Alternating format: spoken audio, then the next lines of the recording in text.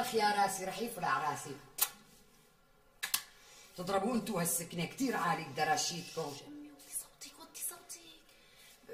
عم مروان عم يشتغل جوا.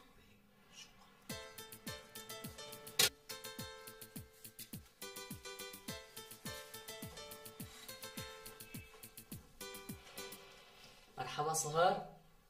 اهلا. هذا انتو؟ كمل النقل بالزعر. اخ راسي هيك حاسسته من هون من هالمصدر ومن هالمصدر، شي هيك عم يروح وشي هيك عم يروح.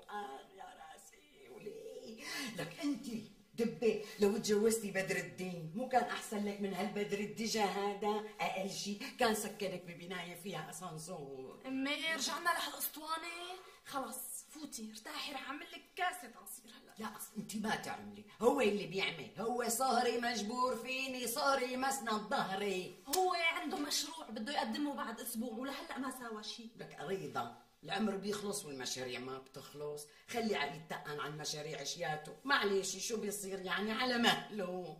ما عدتي سألتي لكان عن امك انت، سحرك هذا المهندس بدر الدجا، سحرك سحر، ما عدتي سألتي عن صحة ماما حبيبتك ماما. مثل ما بيقولوا صهرك سب قهرك، سببه لقهرك. شو متشاكرة منه اخي يا راسي. سلامة راسك امي. خير شو في؟ لا في قصة ولا في شي، مقربة. مقربة؟ هلا بستو بنعدها. سمعتك، لا ما بتنعدي، طلع ايجابي انا قريبي مو سلبي، هيك قال لي الدكتور جارنا وقت فحصني وببلاش. هلا شو بدنا بالقصة؟ بدر الدجا امي خلاص. صهري مروان يا مروان منيح هيك.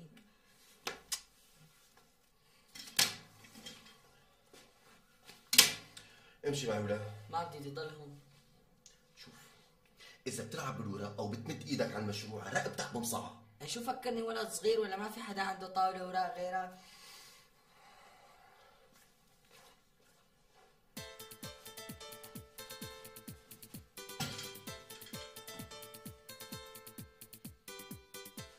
وانا عم اقول لحالي البيت ليش مضوي؟ يا ميت اهلين وسهلين ومرحبتين بحماتي.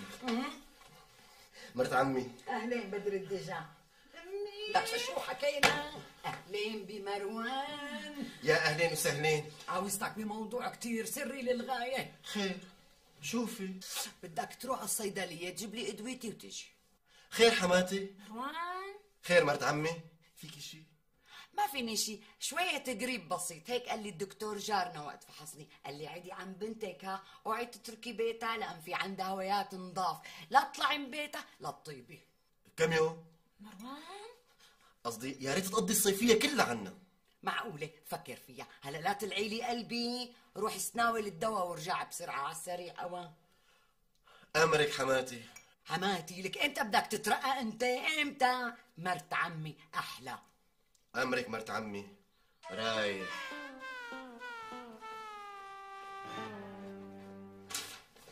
مروان شبك ما معك مصاري؟ طبعا هي نحن بدنا ندفعها. ايه بدنا ندفع. ماشي كرمالك. اوكي صهري صهري، إذا نازل على السوق جيب لي معك بوظة بالمكسرات. العمى ما اغلظك.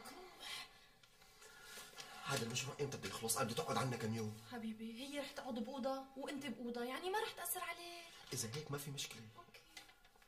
بدك شي تاني؟ ايه بدي ليمون. حرام